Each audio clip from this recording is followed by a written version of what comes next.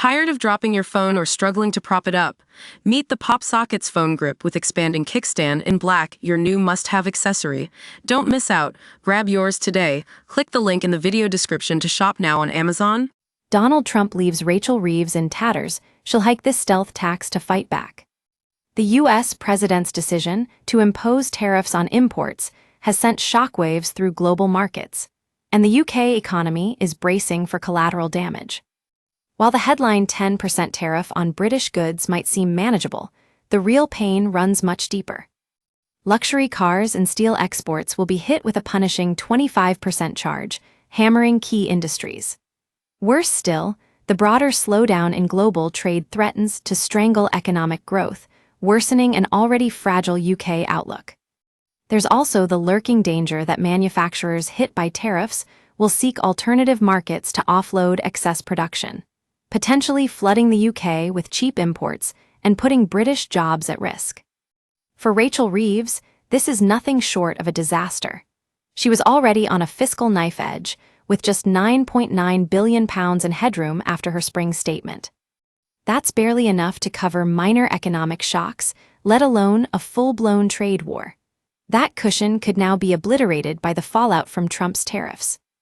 If Reeves was on a knife edge before, she's now at the pointy end of the blade.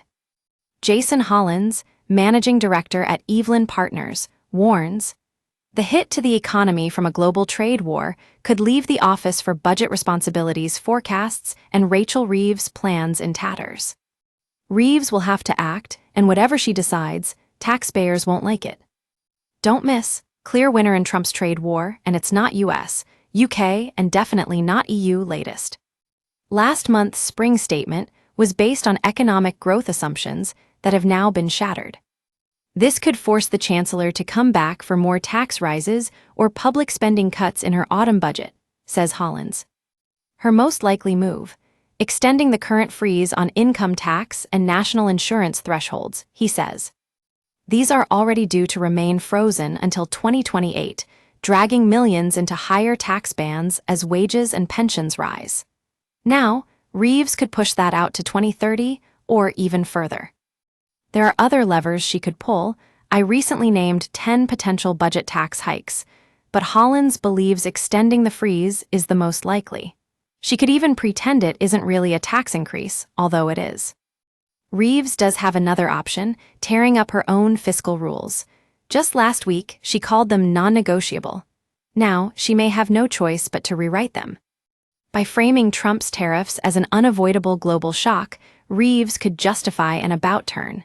In normal circumstances, breaking her own rules would spook the bond markets.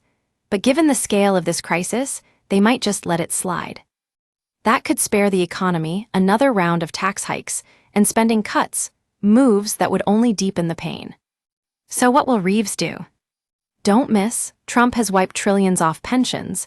Do this to protect your retirement now latest. Rachel Reeves has just suffered her biggest defeat, and you will pay for it. Insight. Cash ISAs are on borrowed time. Don't miss the weekend deadline reveal. We use your sign-up to provide content in ways you've consented to and to improve our understanding of you. This may include adverts from us and third parties based on our understanding. You can unsubscribe at any time. Read our privacy policy. At this point, even she doesn't know. Reeves faces a nightmare choice, and so do we. The chancellor has made one mistake after another since taking charge of the nation's finances. Now, we're relying on her to steer the country through its biggest economic challenge in decades. She wouldn't be my pick for the job, but she's what we've got. If Reeves presses ahead with more tax freezes and stealth tax hikes, she risks further slowing the economy at precisely the worst moment. Yet, ironically, she may have been handed a political lifeline. The blame for this latest economic turmoil lies squarely with Trump. That gives Reeves a rare opportunity to shift the narrative. Instead of taking the heat for Britain's struggling economy, she can frame this as an external crisis, one that demands decisive action. It's a rewriting of history, of course, given the damage she's already done. But rewriting history has never been a problem for Rachel Reeves.